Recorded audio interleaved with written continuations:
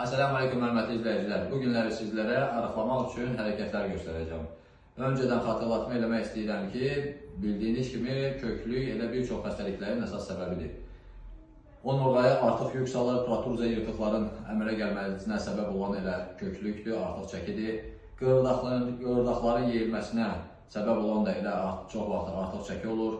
Və yaxud da piy qatlarında özünü gözəl hiss edən parazitlər, mikroblar, göbələklər inkişaf edir və özləri orada qidalandıqca da qanımıza öz ifrazatlarını buraxırlar. Onlar da çox toksinli və zəhərlidir və canımız daima onlarla mübarizə aparır, daima həmən zəhərləri canımızdan təmizləməyə çalışır və həmən zəhərlər də belə deyim, mübadilə proseslərini pozur, immuniteti zəiflədir və bədənimizin özünü belə deyim, regenerasiya eləməsinə ləngidir.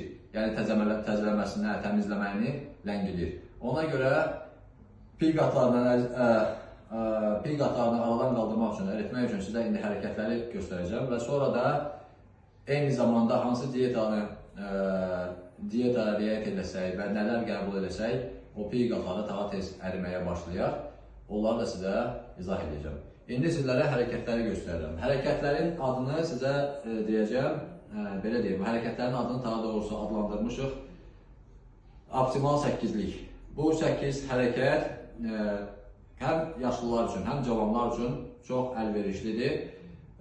Fiziki səviyyəsi yüksək olanlar üçün, orta olanlar üçün və aşağı olanlar üçün də xüsusi yerinə yetirmə qaydaları var. Onları da sizə göstərəcəm və izah edəcəm.